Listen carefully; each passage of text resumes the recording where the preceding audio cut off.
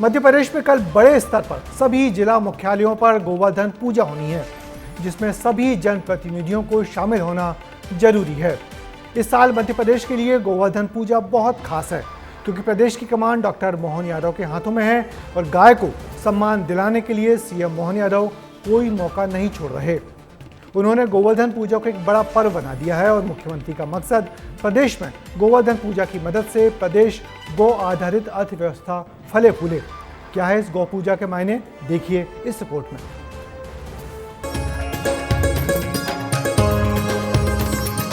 ये गौ माता ही है जो प्रकृति के समान परमात्मा के समान जीते जी हमको जीना सिखाती है।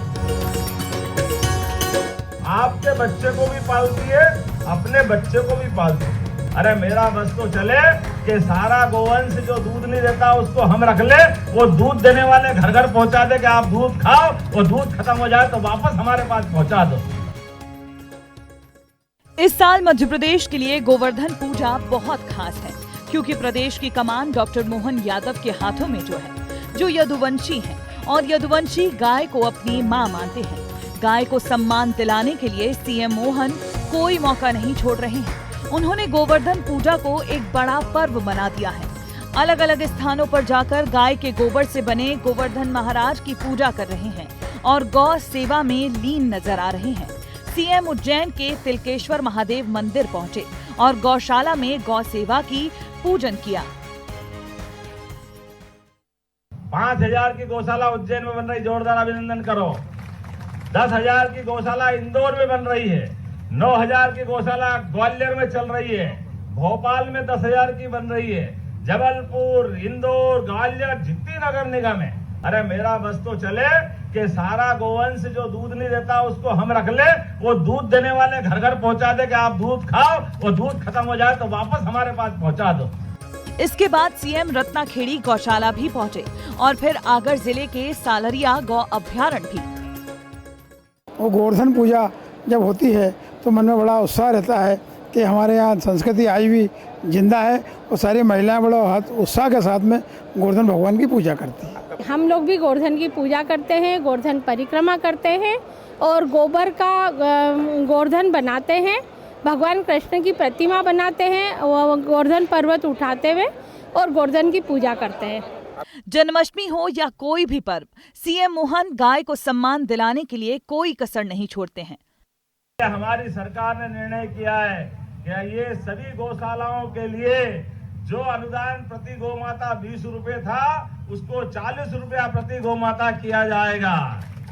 इतना ही नहीं, हमारी जितने नगरीय निकाय हैं अभी क्रम से आ रहे हैं। बड़े बड़े नगर निगम, फिर नगर पालिका, फिर नगर परिषद, एक एक विधानसभा में 2-3 गौमाताओं की गौशाला बनाई जाएगी। मुख्यमंत्री मोहन ने साल 2024 को गौ वर्ष के रूप में बनाने का फैसला लिया था।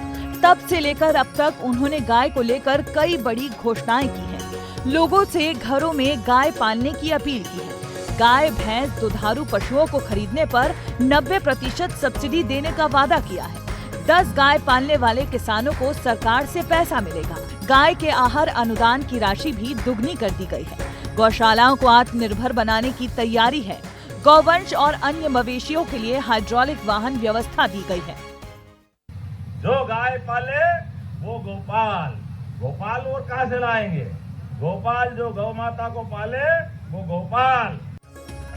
अब हम आपको मध्य प्रदेश में गौशालाओं की संख्या भी बताते हैं। मध्य प्रदेश में 1900 सक्रिय गौशालाएं हैं, जिसमें करीब 3,25,000 गायों की संख्या है। अभी 600 गौशालाएं तो निर्माणाधीन हैं।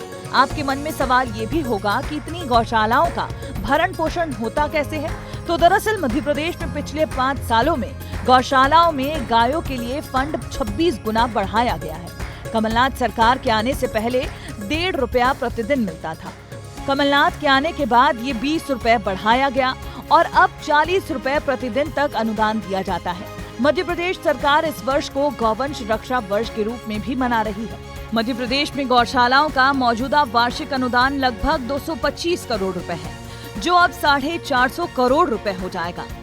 ब्यूरो रिपोर्ट, विस्तार न्यूज।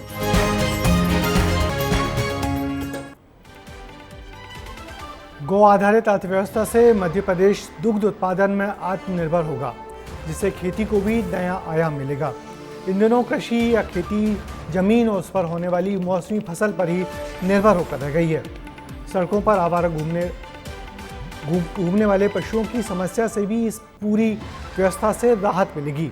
देखना यह है कि मोहन यादव सरकार की ये सकारात्मक पहल कितनी दूर तक जाती है।